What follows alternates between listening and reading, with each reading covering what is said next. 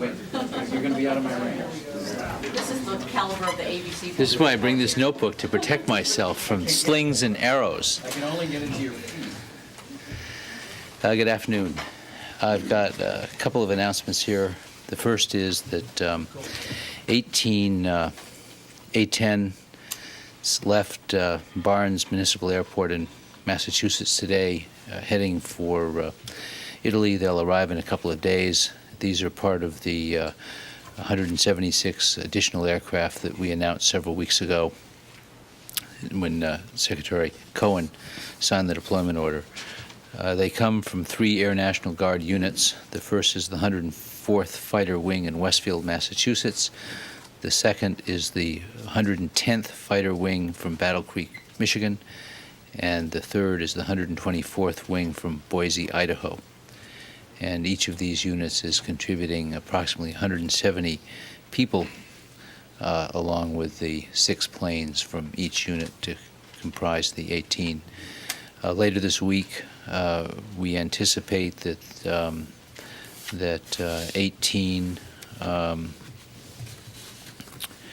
24 FNA 18Ds will leave for Hungary, where they will bed down. And so both these groups of planes should be ready to operate relatively soon. Pardon? They are from Beaufort, North Carolina. Yeah, South Carolina. South Carolina. It says North Carolina in my chart, but it's South Carolina. F-18s? F-18s, 24 FNA 18Ds. These are Marine Corps planes. Second, I know many of you were interested in the 2 Serb prisoners. I expect they will be released soon, perhaps tomorrow. Final details are being worked out, and they will be released through the International Committee for the Red Cross. And that's it with announcements. Charlie. Ken voicing an opinion that they have not been reluctant to voice. The British Foreign Secretary Cook said today that NATO forces should be prepared to move into Kosovo, into Yugoslavia, as soon as the Yugoslav military is weakened enough, with or without a peace agreement. Does the Pentagon agree with that, or is there any friction between Washington and London over this? Well, I don't think there's friction between Washington and London. We're working shoulder to shoulder in this alliance, and we have for a long while. Our pilots are flying together in Operation Allied Force, as well as Southern Watch. I think that everybody realizes that we have to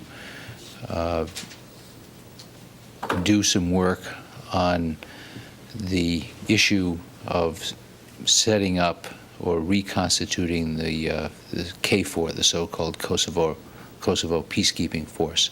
NATO is hard at that right now, reevaluating what that force should be, how large it should be, how it should be constituted, and when it should move into the area so that it could go to Kosovo at the appropriate time. Obviously, we don't have the appropriate time right now because we don't have peace, and we don't have any acceptance by Milosevic of NATO's 5 conditions. NATO has agreed on these 5 conditions, and we're working to secure those conditions, and as soon as those conditions are met, then an international peacekeeping force with NATO at the core will move in. But Cook seems to be talking about a peacemaking force if the Serbs are weakened enough. Do you agree with that? Well, I'll let Minister Cook speak for himself. Well, what's the Pentagon's opinion on that? Our opinion is that we are prepared to participate in an international peacekeeping force with NATO at its core. Other questions? Yes. Yes. Can you tell us, will the 2 Serb POWs be released back to the Yugoslavs? I mean, you said to the Red Cross, but are they expected to return to? Yes, they are. They have both requested to return, contrary to news reports. Are they in Mannheim? They are still there. Yes. Yes. And won't forces have to begin moving in soon? A peacekeeping, a larger peacekeeping force to make sure that they're in place before the winter, and also in case Milosevic falls and agrees to NATO's terms? Well, that's exactly what NATO is looking at now. I think there's a feeling that we have to reevaluate the plans for the peacekeeping force, the so-called K4, and NATO's doing that. It's doing it. It's been doing it last week, and it'll continue this week. And that's one of the issues that will be resolved. Reevaluating other options such as even a ground invasion or a semi-permissive option? Well, as NATO said, as the Secretary General said just before the summit, we will do that. We will take the assessments that we had done last year off the shelf and re-examine them. But that's been put really in a secondary position behind reevaluating the peacekeeping force. Even actively being worked at? Well, it's being worked in various levels, but the primary task right now is to look at the K4 plans. What's the reason for the release of the Serbian prisoners of war? Should it in any way be seen as a goodwill gesture or in any way a quid pro quo for the release of the American prisoners? It should not be seen as a goodwill gesture because our demands, our standards, NATO standards are very clear to Milosevic. Second, it is not a quid pro quo. If it had been a quid pro quo, it would have happened a long time ago, or if it were a response. We, as you know, did not seek these prisoners. They came to us through the Albanian government. They had been captured by the Kosovar Liberation Army and then turned over to the Albanian government, which in turn turned them over to the United States. We have worked very hard to comply with the provisions of the Geneva Convention, and that involves giving them humane treatment, allowing them to correspond with their families, to receive letters from their families, and to send letters back. And we've provided religious counseling. One is a Muslim and one is an Orthodox Christian. They have both been seen by representatives of their faiths, and we are also respecting Islamic dietary laws and not serving pork to the Muslim.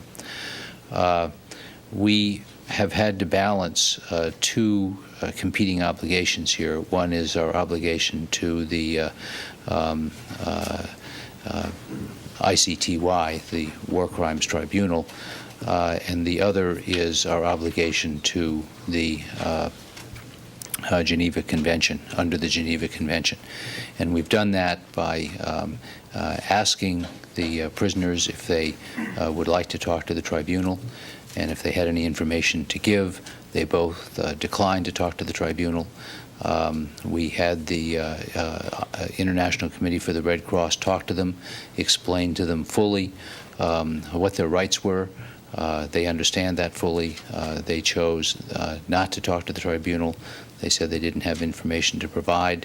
And going through this process and making sure that we had met our obligations to both of these institutions has taken some time, because we've done this through the International Committee for the Red Cross. So that having been completed, and it was completed last week, I think on the 12th or the 13th, we made the decision to release them. And now we're in the final stages of arranging the details of the release. Have either of them indicated that they might not want to go back to Yugoslavia? Not to my knowledge. I just addressed that a couple of minutes ago. My understanding is they both want to return.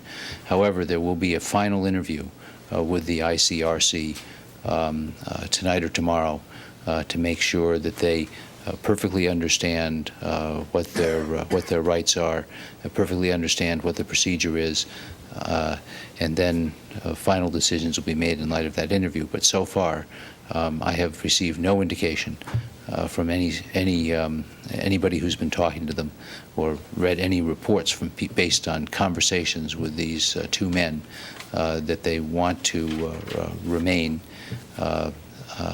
and not go back to their homes. How will you release them? What are the mechanics of releasing them? Released in Germany or flown back to? Those are exactly the details that are still being worked out, Ivan, and I know you're interested in those, and maybe we'll have something to say tomorrow or the next day. When will that final interview be? It'll either be tonight or tomorrow morning. Yes.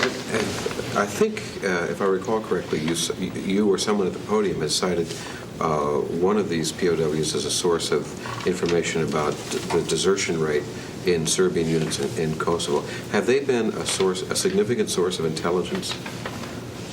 I wasn't the person who made that comment, and I don't think it's wise for me to discuss intelligence. Yes? Ken, about the Apaches, the composition of the crews and the staff and the Apaches, was that the most appropriate composition for the mission that they have? There have been some concerns that they've required a lot of training these many weeks and that has further delayed the use of the Apaches in possible combat mission. Well, I think it's appropriate that units would want to train in new terrain and in new weather conditions and in new threat environments. And they've done that. These obviously are very skilled pilots and crewmen, well prepared to do the job, but nevertheless it's important to have additional training, and that's what they've been doing. On the Apaches, have you sent the request, the recommendation to the White House to release them? Well, as I've been saying for several weeks, we're not going to talk about where things are in the approval process. When it's appropriate to use them, we will use them, and we will try to use them with maximum surprise. Can you just comment on the published report suggesting the Pentagon is blocking the use of the Apaches because of the fear of the likelihood they'd be shot down? I just repeat again that when it's appropriate, we'll use them in the appropriate way. Yes? Along those lines, even as there have been public statements again and again about training, there are people in the Pentagon who say they've had plenty of training all along, and this is a question of when can they be deployed without casualties. Can you comment on which is the more significant factor? Well, there are people in the Pentagon who say almost anything. But the fact of the matter is, I'm just going to repeat what Secretary Cohen, and at some point, it's always right. I mean, at some point, it's right. But the point is that both Secretary Cohen and General Shelton addressed this issue yesterday, and they said that the Apaches will be used at the appropriate time. And I think we'll just leave it at that. Yes? Is there a concern that the missiles, the ground surface-to-surface missiles that accompany them, that's a cluster munition, and there's some concern that that it's hard to control that, and is that one of the concerns that commanders and others have about using the Apaches? The weapons that are used on their behalf to suppress air defenses are cluster munitions that might have unintended consequences. Well, I think you've seen from the briefings that General Wald has given from time to time that we've been able to use cluster munitions with great accuracy against the proper targets, and that 99.9% of the time they have been used with astounding accuracy and the precisely desired effect. So I have no doubt that the soldiers who are manning these weapons know how to use them in the most appropriate way. Yes. Yes, in the middle. There are again reports that Milosevic is hurting refugees, and how is that affecting, if any, targeting, as you've accused, he's using them as human shields? Well, first of all, there is stronger and stronger evidence that he is, in fact, aggressively using Kosovar refugees as human shields. I think the most compelling report was a German radio report over the weekend, Deutsche Welle, which interviewed a witness of the Carissa event, and that witness said, and maybe you've seen this or heard it, that they were in fact herded in to an area and in fact told before the event took place, now you're going to see what a NATO bombing strike is like. So this is pretty compelling evidence from an eyewitness who lived through this, that they were herded into this precisely to be human shields. In addition, so let me say, we have confirming reports from members of the Kosovar Liberation Army that people are being brought out of hiding in the hills, down into villages, and placed in places where they can be used as human shields. We have several specific reports that people have been placed under bridges within Kosovo that the Serbs believe will be bombed. So there is a lot of evidence. Some of it is personal testimony. Some of it is is observation by the KLA, and some of it is circumstantial, that the Serbs are using human shields. This does, of course, fit a pattern of reckless disregard for the life of Kosovar Albanians. How do you then proceed militarily without the loss of further civilian lives like in Croatia? We proceed carefully. Obviously, when you're dealing with an opponent who has no respect for the lives of Kosovar Albanians and is willing to sacrifice them, essentially murder them, it complicates our military operations, but we're proceeding as carefully as we can to try to avoid that. And I think we're making very significant progress against the forces on the ground, despite this type of complicating factor that's being thrown up by Milosevic. We continue to make good progress against his fielded artillery, against his armored personnel carriers, and against tanks as well. And I think you may see some film on that later. But we cannot be deterred by these tactics. We will continue to carry out this air campaign as effectively as possible. We have made it very clear that we are not targeting individuals. You have seen examples of where we've pulled off attacks. General Wald has shown you examples of where we've pulled away from attacks because we weren't sure of the targets, and we continue to do that if we have intelligence that diverts us from a target at the last minute, or observation by the pilots. But the fact Working. Pardon? That suggests his strategy is working. It's working on some targets. It's not working on all targets. I mean, I think the evidence is increasingly clear that he's losing at a more rapid rate every single day, and certainly every single week, as the figures mount of his losses of heavy equipment. We don't have good figures on the number of troops that have been lost. We do have reports, anecdotal reports through KLA and other sources of units being unable to move because they're out of fuel or supplies. Obviously, some other units are continuing to move. But there is a steady accretion of information that the attacks are working. It's important to realize that no matter what Milosevic says, the number of Kosovar Albanians who have been unfortunately killed in NATO attacks is tiny compared to the number of people he has massacred. We now believe that the mass executions are over 5,000 in Kosovo. As Secretary Cohen said yesterday, we fear that a significant percentage of the 100,000 draft-age men who have been reported missing will never again appear and may be dead. So we won't know for months after this ends, maybe years, the fate of all these people.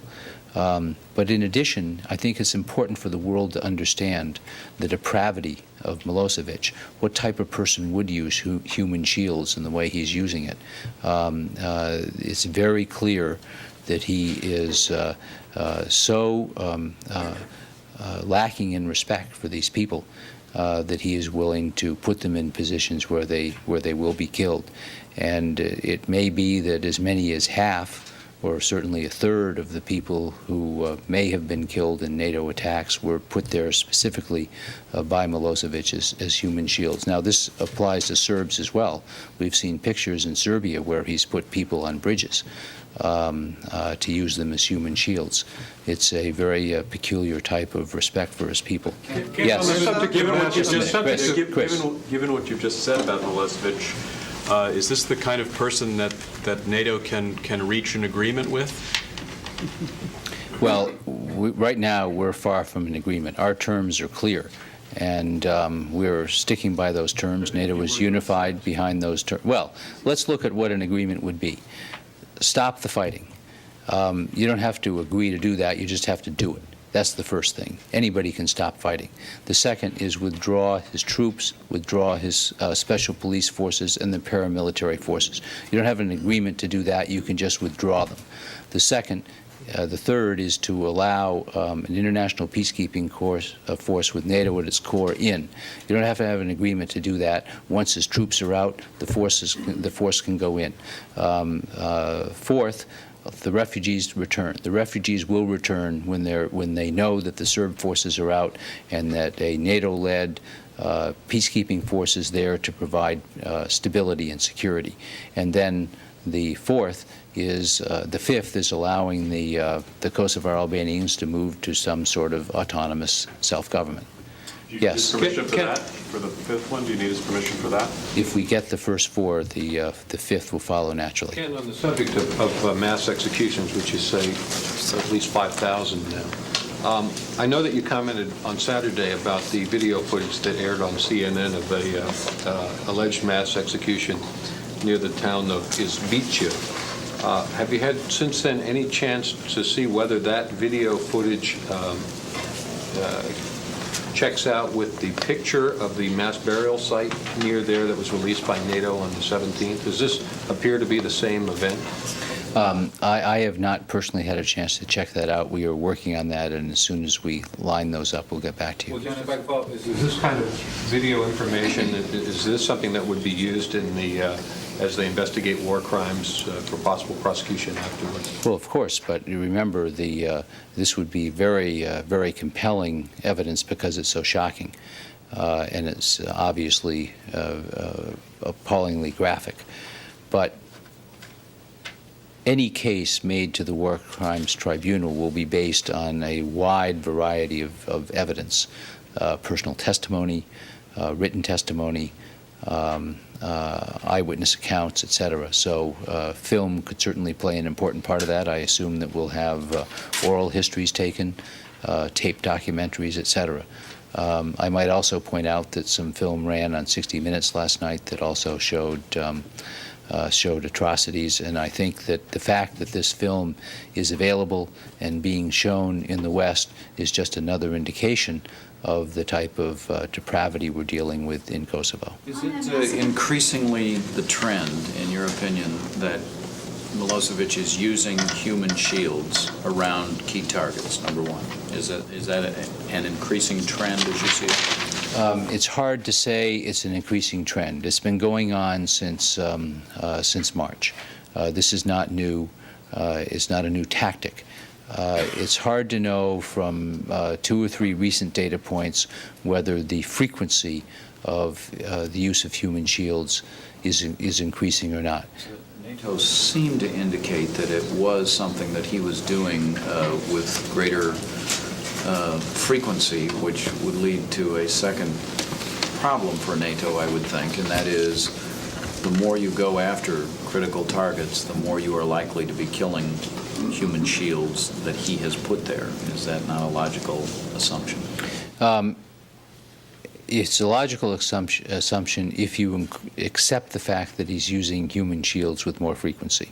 What we have is, in the last week, more reports about the use of human shields. These are only reports. One report is remarkably compelling because it comes from a witness, and that's the Deutsche Welle report that aired over the weekend on German radio. Clearly, this is a technique that he's been using since March, and it's one that he could be using more frequently in Kosovo. We wouldn't put it past him. It would fit the pattern, but we have this anecdotal evidence, and we don't have, obviously, on-the-scene reports at this stage. On the Deutsche Welle report, how could Milosevic or his troops know that a particular installation was going to be struck? Those plans are simply not known to the Serbs. How would he know to put people around that particular building in Korisa? And I guess I would ask, is this not the epitome of the cynical, that he should, there should be the deaths of refugees, and that is then blamed on the United States when he is placing these people close to hit points? I couldn't agree more with that description, except I wouldn't use the word cynical. I'd use the word diabolical. rather than cynical. But your first question is an extremely good question, and I tried to address that on Saturday. He had good reason to know that the target we were attacking was the type of target we'd been hitting in the area. And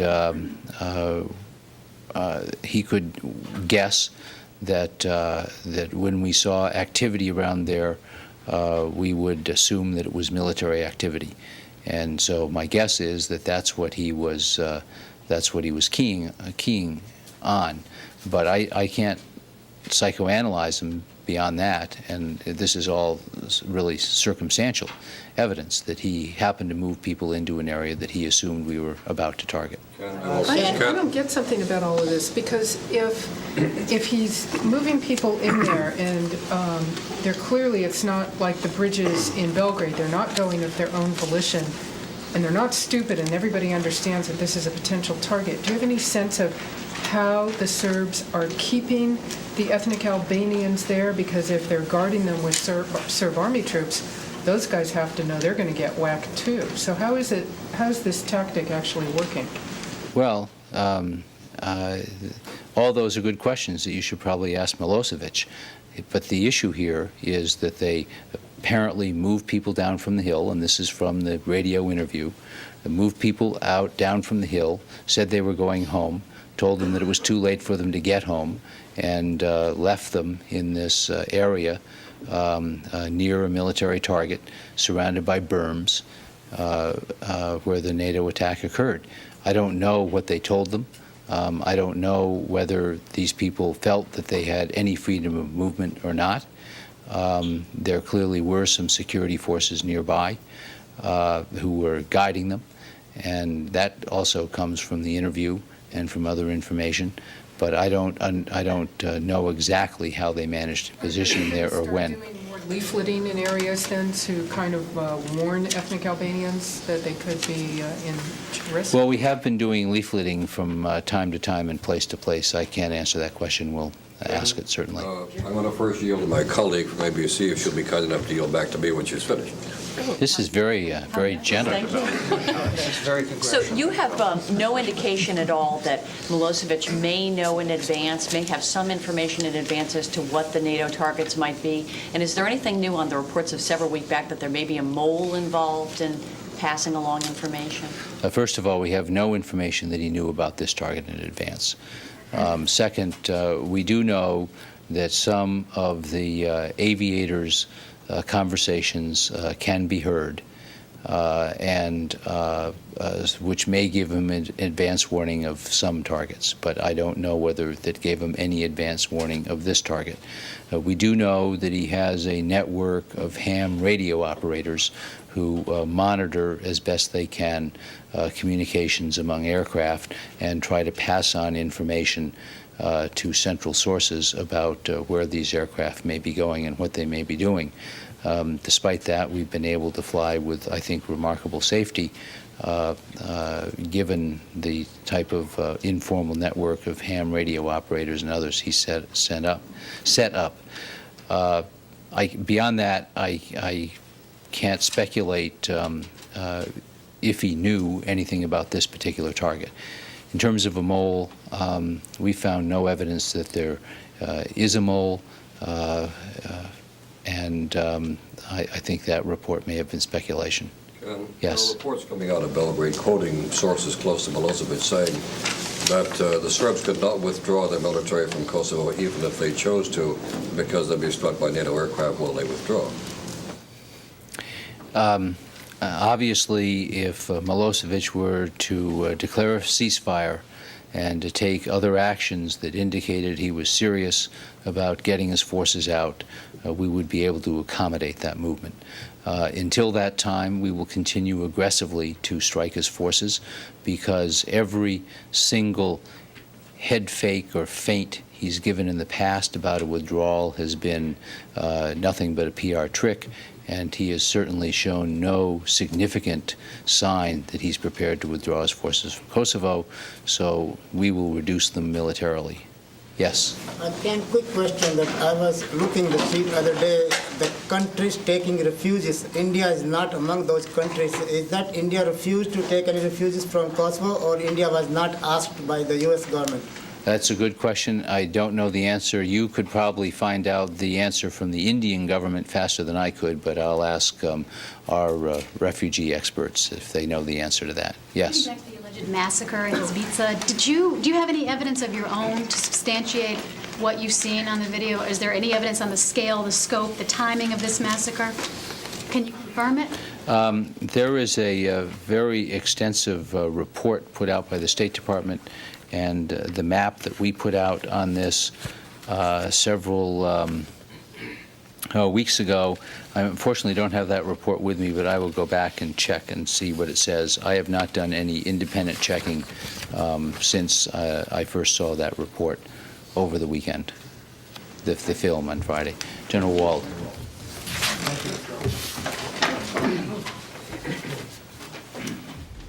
Good afternoon.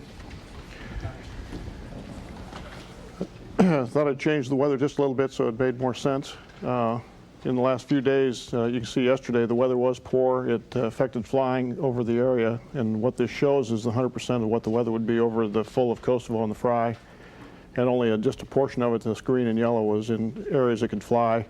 Today that's changed, and then we should have over the next 24 hours increasingly good weather with a little bit, and this shows that it may be in some parts of Kosovo and Fry, broken clouds over the next 2 days, but generally speaking, over the next 5 or 6 days, we should have almost all good flying weather, so that will help us get the ops tempo back up. Not a lot of targets yesterday because of weather throughout the whole area, but since the last 2 days, when I briefed you last, we've had over 51 targets struck, many of those forces on the ground. You can see 4 artillery pieces, 19 vehicles and APCs, a tank. I'll show you a film of that in a minute. Some command and control, sustainment, air defense, mobility. A lot of questions on, as we talked to Mr. Bacon earlier, about the type of targets. As you can see, and we've reminded here for several briefings, that the targets are not just fielded forces. They're the sustainment targets, the locks, the command and control.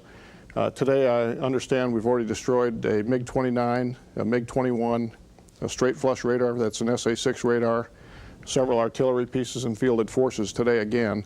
So the point that this one target last week was a unique type target, it wasn't a critical target per se. As we continue to take down his military capability, he'll have to have a problem here with the long-term sustainment, and the ability to reconstitute will be pretty much nil here from the standpoint of redoing his own type of military capability here shortly. The number of refugees coming out of Kosovo over the last few days has been very, very small. As a matter of fact, we have reports of very few coming over the last 24 hours. They continue to move some out of the former Republic of Macedonia, and Albania and Montenegro have been picking up some of those, and I'll show you the number coming into the States in just a moment. Once again, the international community and countries are providing an abundance of food. There still is a need, obviously, for that food to continue, as well as the shelter.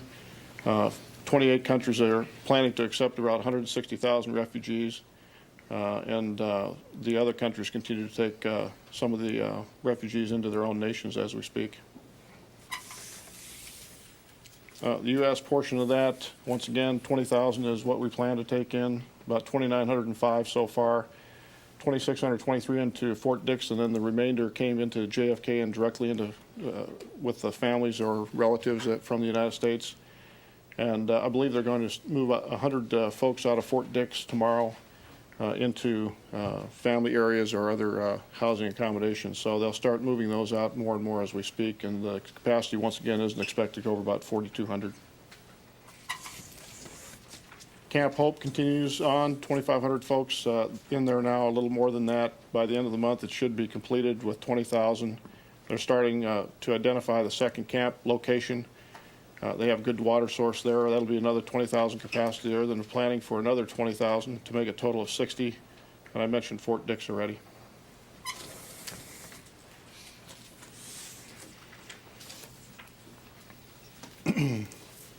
some imagery over the last couple days. This is the Sabac Army garrison in southwest Serbia.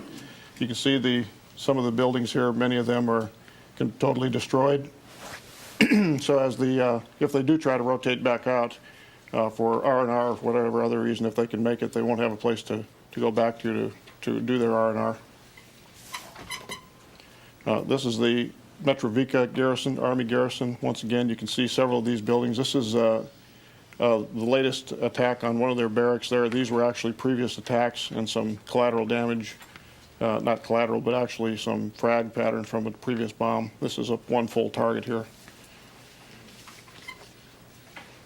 Take down their airfields. We either hit them on the ground, which has been what we've been doing mostly, or take away their ability to fly, even with some of their smaller aircraft. You can see here a B-52 raid has taken down the runway, which even though they have some repair capability, that's damaged enough to the point where they probably can't get it up to speed for a very long time. This SAM site was taken out a few days ago, and this is the SAM support facilities here. You can see some of the buildings themselves were all taken out in here, and some vehicles right down here were all hit. So an SA-6 site, this last one I just showed. This is a border post. I'll show a film of that a little bit later. But you can see here, this is actually a compound inside here. There were buildings in here, and you can see they're totally destroyed. And I'll have a gun camera image of that later. This is another border post. Actually, this is similar to the last one, a little bit better picture. You can see that we're destroying those. I think they have about 20 of those or so, and we've attacked a large majority of those and destroyed them. This is a tank deployment. Just show you this. We did not attack this one. They're parking them next to buildings, which once they're there, they don't move around much or do much damage, but we're keeping an eye on them, and when they move, we'll attack them and destroy them.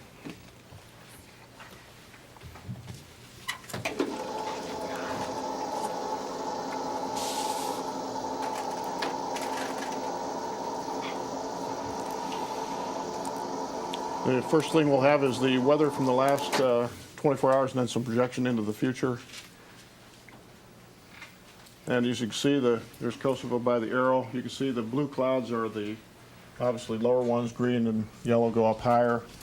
The weather, this is from the last 24 hours now going into today. You can see there's been quite a bit of weather, which hindered operations yesterday, but it's clearing up now, and you'll be able to see in the lower part toward the end it's starting to clear up, and that's good news for the ops.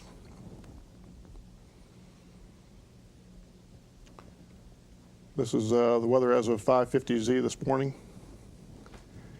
You can see Kosovo itself is starting to clear up here. There's some light clouding, and then quite a bit up in the northern part. But as I said, it's starting to clear out. Once again, targeting is not just fielded forces or forces on the ground. It's all the targets that sustain his military and would give him a long-term capability. This is a railroad bridge over the Ibar River in southwest Serbia.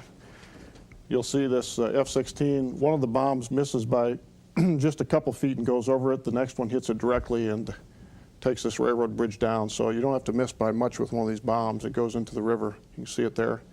Second one hits it and that bridge was rendered non-usable. Sustainment.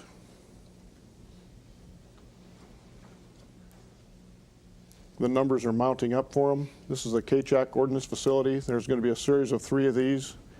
This was as of a couple days ago. The question whether there's anything in here, I'll show you in a minute. There's one bomb going off earlier. This one obviously has a lot of munitions in it. It's totally destroyed. This is another one of the buildings in the same area. These are LGB 2,000-pound bombs.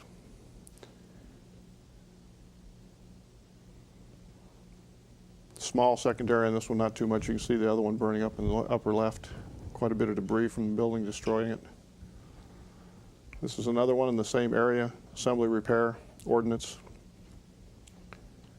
His ability to have any production of ordnance is going south in a big way. You can see one of the previous strikes here. Petroleum storage facility. He has no ability to produce petroleum, and that he's storing is going down fast. You can see this one here has been hit earlier. This was on TV a little bit ago, just as I walked in. This one here has been destroyed. He'll hit this one, This is an F-15E, and it looks like the one next to it's okay, but from a secondary, from probably the frag pattern, it starts going up. So his sustainment and storage is also being taken out systematically and deliberately, and that also is going south fast. This is a Prohovo petroleum storage facility, another one. This is an EF-18 from Spain with an LGB. You can see the one to the right has been destroyed already. This one is hit. Probably not a lot of fuel in here, but the tank itself is destroyed. You can see large chunks of it coming off. Command and control. His ability to tell in real time his folks in the field what they should or shouldn't be doing. Livadice command post. This is a F-14 forward air controller controlling a F-18. Hits the command post and pretty much destroys it. Integrated air defenses, including radar, SAMs, aircraft, etc. This is an empty camouflaged radar warning site. We didn't hit it intentionally because it was empty, but they moved their radar warning around. You'll see AGM-130F and F-15. Looks like there probably could be something under it. I'll stop it at endgame, and you can see that was a evacuated area under that tent. That happens periodically, not too often, but once in a while. This acquisition radar in northern Serbia, taking away his ability to track aircraft coming and going. F-15E with an AGM-130 optically guided. This one was not empty and it was not a dummy. I'll show you in a moment. You can see it coming in, and you'll see a trailer right in front. It hits there. This thing's traveling at over 500 miles an hour, 2,000 pounds, so it probably took it out. SA-3 tracking radar in northern Serbia. Actually, this has got the trailer on it.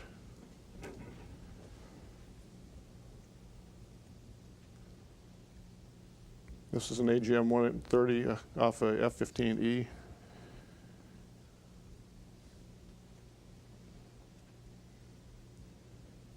And that also was taken out. Forces on the ground.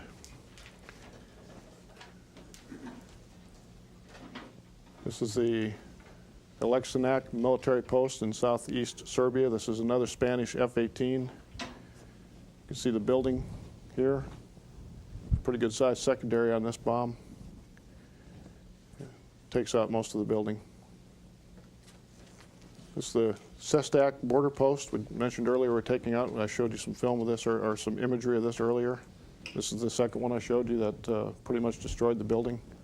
It's an F-16 with an LGB. And there must have been something in that one because there's a pretty good sized secondary along with it. Probably some ammunition. This is an armored personnel carrier in the Kosovo engagement zone a couple days ago. This is an F-14 from the Theodore Roosevelt with the F-18. This is the APC here. The F-14 is the forward air controller, and that was dropped from an F-18. The F-14 is the FAC in that one. And looks like it continues to burn, so there's probably some fuel or something in it. This is a tank from a few days ago, F-16CG. This is in southeast Kosovo with an LGB. You can see that tank is hot, white hot, and you can see this underneath is not a, it's an actual tank, it's not a decoy. And you'll see afterwards it continues to burn. That's a pretty good strike on that. I'm sure that tank probably won't be going anyplace anytime soon. You can see it starts to burn here. So there are a lot of targets out there, regardless of what he's trying to do, that he's not going to be able to have sanctuary from. I believe that's all the film today.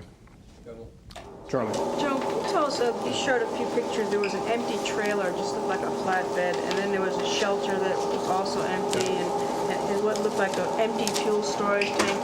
I mean, can you tell us? Now, the trailer was empty. The vehicle behind that was a low-blow radar for an SA-3, which is a significant target. So the trailer was about 3 feet in front of it. But you also hit a fuel storage tank that appeared to be pretty empty. No, we didn't hit any that were, one was a little bit empty, but if you saw the secondary from the one next to it, I think is what you're talking about. Is that the one where there were 4 burning in the same area, or the one that didn't seem to burn very much? Right. But, my question is that Are you finding that you're getting a larger percentage of hits against things that don't have people in them or are empty or by themselves probably wouldn't have a lot of use anyway, like an empty fuel storage tank? Or? No, we're not. I think I had 80 film today to select from. And I just took a cross-section to show you that basically where we're going, which types of targets. And that's some, because there have been some questions here. Are they always hits? Are they always a really high value of some sort?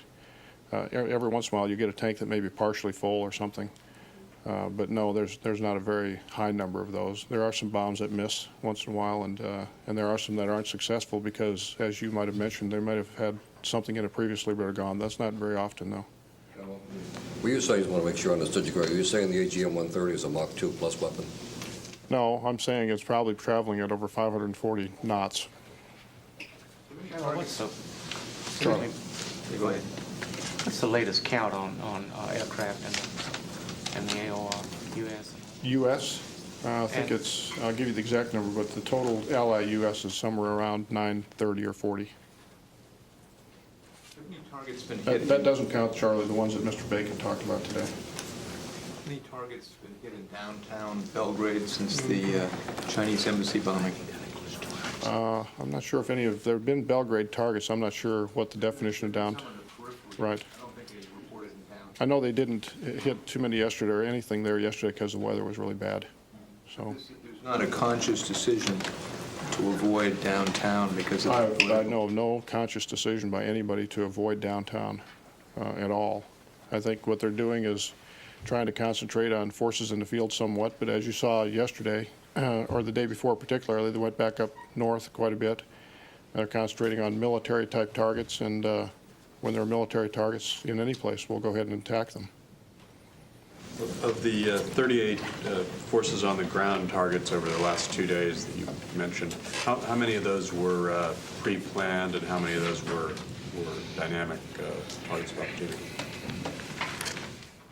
I think the majority were targets that they went out with an idea there was going to be something there and then actually found it. They weren't what you would call fixed targets. Now, some of those were those ammunition buildings and border posts are fixed. But frankly, the majority of those targets were targets that were detected and found in an almost not necessarily real time, but a little more fluid. So they're still continuing to attack those type of targets. How many sorties did you fly in the last 24 hours with bad weather? I think there was still just about 550 still with bad weather. As refugees cross the border, typically do they go past those border posts? And is there any indication that because you're hitting them more often, that refugees might be scared to leave because they have to go through a border post to leave? I don't believe they're going, I don't know if they go through those border posts. From what I understand, the refugees that do leave are not necessarily walking out on their own. They're being guided or directed, so they don't have really a lot of choice where they walk to. So if they go by the border post, it's because they're told to go by there. But we have no indication that's causing them to not leave. Our indications are they're not leaving because they're not allowed to leave.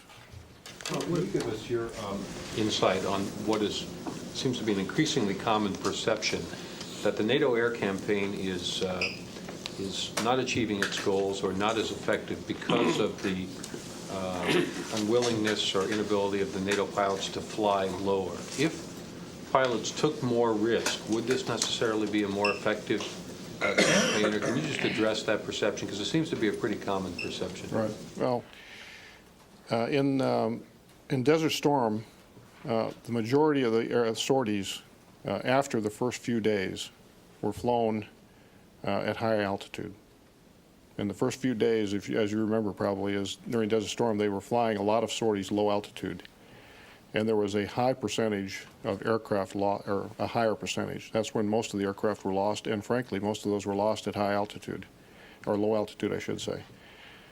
Since that time, and because of equipment, we've been able to not have to do that. So in Bosnia itself, where I flew there, the majority of our missions, almost all of them, were flown at a reasonable altitude, above the AAA.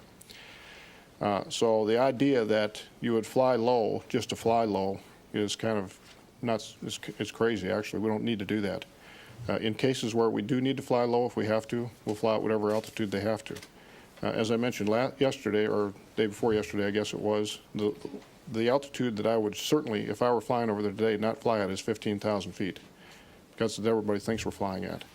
So they will fly at any altitude they need to get the mission done right, and I will tell you that some aircraft have flown below 15,000 feet, some significantly below that when they've had to. But I think the perception that, and there's been a lot written about this, quite frankly, if I were one of the pilots that were shot down or being shot at, I'd resent the fact that the implication is that people are flying at high altitude to avoid taking risk. Well, some of the accounts have included accounts of pilots chafing at some of the altitude restrictions. Well, I've talked to quite a few of the pilots over there, and I haven't heard of one of them chafing at the fact that he has the ability to survive a mission and still get it done. So, frankly, I think it's misstated, and I think for a lot of people say this that aren't really totally familiar with how the operation runs, what it's like. There's plenty of risk going around over there for the NATO pilots, I'll guarantee you. But some of the pilots say if we were allowed to fly lower, we would be able to better identify the targets, and we would be able to better hit the targets. I think that's 100% sure, and I think they'd also say if, in fact, they didn't have AAA handheld SAMs and other types of SAMs, they could probably fly at that altitude, and there probably wouldn't be a problem. So you got to add on, if I'm flying right over something without anybody threatening me, it makes it very easy. But the fact of the matter is, I don't think, and I've talked to folks over there, there's not a lot of complaining going on in actuality about the altitudes that are having to be flown. I think what the anxiety a little bit is that there's a misperception at the success of this campaign in a lot of fronts. I think the pilots I've talked to are frustrated that people don't understand how well it is going. And I think they do realize the majority of the American public supports this. But what they hear is what they read many times. The only time they really get to hear any of this is when I get up here and tell them about it, frankly, about what the other side of the story is from back here. So the majority of pilots are very proud of what they're doing. They're doing it in a professional way. You look at the film I showed today. The fact is I had, as I said, dozens and dozens of other films like that. They know what's happening. Their frustration is that a lot of the world doesn't realize how well this is going. Ivan? Just a little bit to add to this to try and get an explanation. But the 810, part of it is a lot of people are critical because the 810 flying at high altitude and using the Maverick, that's fine, but it cannot use, say, the Gatling gun. It cannot use some of the other weapon systems. Well, let me put a myth to rest. The 810 is being flown at the proper altitude to employ the 810. Let me just say that, Charlie. So I'm not going to tell Milosevic what altitude we're flying at. He needs to figure that out himself. He's trying real hard. But I'll guarantee you the 810 is flying at an altitude that is appropriate for that aircraft to be very, very effective. One of the point of McIntyre's question was that there's a perception that ethnic cleansing wasn't stopped in the first 2 weeks of the war because the planes were flying high for whatever reason. Could you address that issue? If in fact they were able to swoop down below 15,000 feet, would acts of ethnic cleansing have been prevented or deterred by air power alone in those first 3 weeks of the campaign? Well, much of that had gone on before this ever started, and you know that for almost a year that had been going on, and then just prior to the start of the air campaign, there were 400,000 refugees already out of Kosovo. When the air campaign started, it may have appeared to have increased in the rapidity of the refugees, but the fact of the matter is the military mission was not, although a consequence of that, and everybody hopes this will happen, is that the refugee problem is solved. But the military mission is to destroy or degrade his military capability, not at the expense of losing an inordinate amount of aircraft or putting people at unnecessary risk so you can't go back to fly. It would be crazy for any military commander to take risk where his force would not return to fight again. If you look at Milosevic's tactic here, he is letting his force be destroyed. He will not have a second chance with that force. And albeit it may take a little bit longer, in the end game, the success will be that he will not be able to do this again. So I think people have the wrong impression of how this campaign's being run, and the fact of the matter is there's kind of this impression that people should take crazy risk. We're a professional military, we don't take crazy risk. We have valuable assets we're flying with. These people are important. The pilots' lives are obviously valuable to all of us. The political leadership clearly, though, on March 23rd and 24th and part of the 25th said stopping the violence on the ground was the goal of the air campaign. And that didn't seem to unfold, unfairly toward air power or not. Let me just mention one thing, as Chairman Shelton said the other day, much of this killing has taken place with guns in the back of the head. That's very difficult to stop with air power, obviously. I was asked earlier if we had correlated our evidence with the film on CNN in Ibiza. This report the State Department issued, I believe, last week, Erasing History, Ethnic Cleansing in Kosovo, notes, for instance, that in the town of Ibiza, refugee reports that at least 270 people have been massacred since March, and that according to refugees, they have eyewitness accounts of many people being tortured and burned. This is not the type of thing that can be stopped with air power alone, no matter what altitude the planes are flying. I think it's very clear from what you've read, and some of you have written about Operation Horseshoe, and other evidence that we have, that Milosevic had started this campaign of ethnic brutality and elimination long before March 24th, when NATO began its attacks. The reason that the United States got interested in Kosovo in the first place was the threat that he was going to do this back in 1992, when we first began to issue notices to Milosevic. NATO had been following this increasingly. Starting certainly early last year, in February, was when Secretary Cohen and Secretary Albright began talking about the ethnic brutality taking place in Kosovo. This was all happening before NATO began its attacks. The goal of the NATO attacks has been primarily to make sure that we can get the Serb forces out and the refugees back in, so this won't happen again. Yeah. Just wanted to know, I mean, General Wald, you said, are we in the end game now? Well, I think you have to ask Milosevic that. It's up to him when the end game is. At some point, his forces are going to continue to be degraded, where it would be very difficult for him to do anything besides take on innocent women and children. So the end game will be decided when he says he's had enough. Well, wouldn't that mean a certain amount of destruction of his armor, his artillery, his supply system? Well, can't you designate the end game? No, if I were designating the end game, it would have been before it started. This is Milosevic to designate the end game. He obviously has no regard for his military, his people, his country. He's going to have to decide when that is. And it's going to incrementally continue to mount up, and it's becoming more and more every day. General Wald, with your joint staff hat on, it now seems one way or the other it's going to be, whether it's K4 or some other option, it will be more than the original 28,000 troops NATO had envisioned going into Kosovo.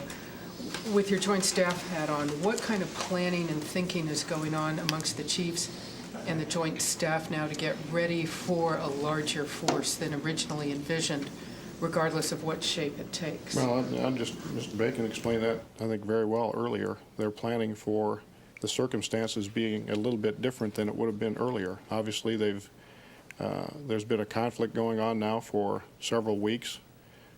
They've mined bridges going and coming from Kosovo. The situation is a lot different on the ground.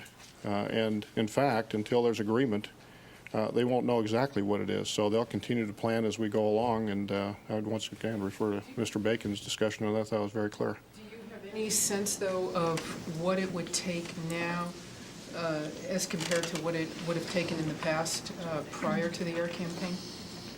No, I really don't. And once again, it's circumstantial. I mean, it's going to be based on if the negotiation, if Milosevic says, I agree and complies with the NATO demands, I'm not sure how much difference there would be, basically, but I'm sure they have some sense of it at shape, which they're working on very hard.